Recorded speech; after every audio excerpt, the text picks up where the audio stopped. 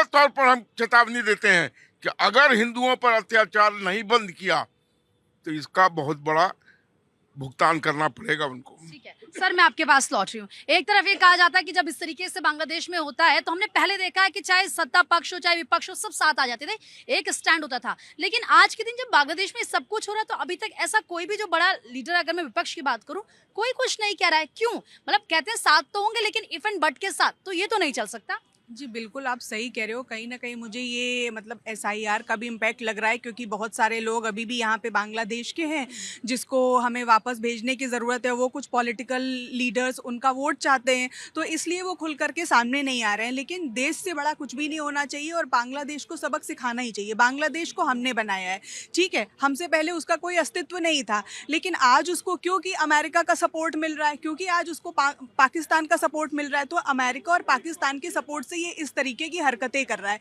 लेकिन सबसे ज़्यादा भारत को ध्यान देने वाली ये बात है कि अगर हो सके तो कोई भी बड़ी कार्रवाई पाकिस्तान के सपोर्ट में आकर के वो करे, तो फिर हमें भी उनका मतलब वहाँ पे नेवल ब्लॉकेज करना ही पड़ेगा। ज़रूरी है कि हम वहाँ पे अपनी चिकन नेक को बड़ा करें। अगर हम वो बड़ा नहीं करेंगे तो उनकी तरफ से इस तरीके की हरकतें आती रहेंगी। दूसरा ये है कि पाकिस्तान ज़्यादा मतलब उनको सपोर्ट कर रहा है क्योंकि पाकिस्तान यहाँ पे मार खाया हुआ बैठा है। उसकी अपनी ऑपरेशन सिंदूर की जो मतलब परेशानियाँ हैं, जो दुनिया के आगे उसने दिखाने की कोशिश की कि हमने इतना बढ़िया किया, हमने इतना अच्छा किया, हमने इंडिया को मतलब हरा दिया, वो उसका सारा खोखला साबित हो गया। तो अब वो किसी ना किसी तरीके से बांग्लादेश को पीछे से सपोर्ट करके इस तरीके की गतिविधियाँ करा रहा है। और अमेरिकी एजेंट यूनुस जो ये पूरी कोशिश करेगा कि ये सब हरकतें जो हैं उसकी जारी रहें फरवरी तक। तो भारत सरकार भी अगर ये ध्यान दे कि फरवरी तक हम इस चीज को अगर कोई बड़ी कार्रवाई रोक सके तो अच्छा है, ताकि वहां पे चुनाव हो और वहां की उनकी जनता उनको सही जवाब दे। तो जिस तरीके से वो जनता को भटका रहे हैं, वो इस तरीके से ही हम उनका खात्मा कर सकते हैं, मुझे ऐसा लगता है। ठीक है, जनता को भटकाने की भी यहाँ पर कोशिश की जा रही है।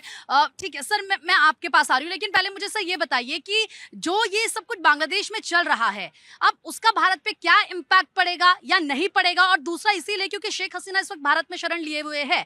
वहां पर हमने देखा कि किस तरीके से उनके विरोध में जो नेता था, उसकी हत्या के बाद ये सारा वहां पर बवंडर हो रहा है। तो क्या एक प्रेशर भी यहाँ पर बनाने की कोशिश की जाएगी, आपको ऐसा लगता है?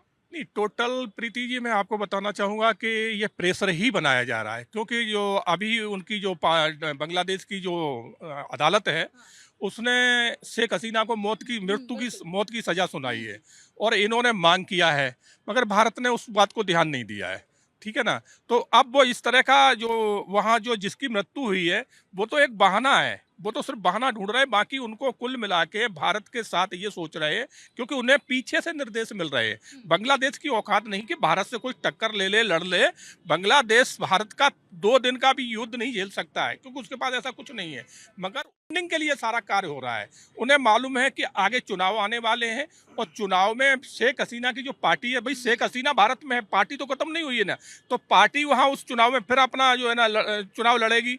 तो इन्हें डर यही है कि दोबारा शेख हसीना की पार्टी फिर काबिज ना हो जाए, इसलिए ये सब जानबूझ के सब कराया जा रहा है। अब मैं बॉर्डर की स्थिति बता दूं, जैसे चटगांव है, रामबन है, ये ऐसी जगह है बिल्कुल बॉर्डर पे है और बिल्कुल बांग्लादेश ऐसे है।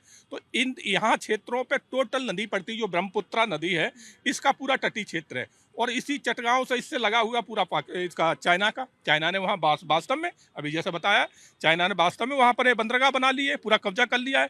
जितना भी बांग्लादेश का क्षेत्र है वहाँ, उस पर बांग्लादेश को पैसा दे रहा है चाइना, और बांग्लादेश की जगह पे वो अपने बंदरगाह बना रहा है, कब्जा कर रहा है।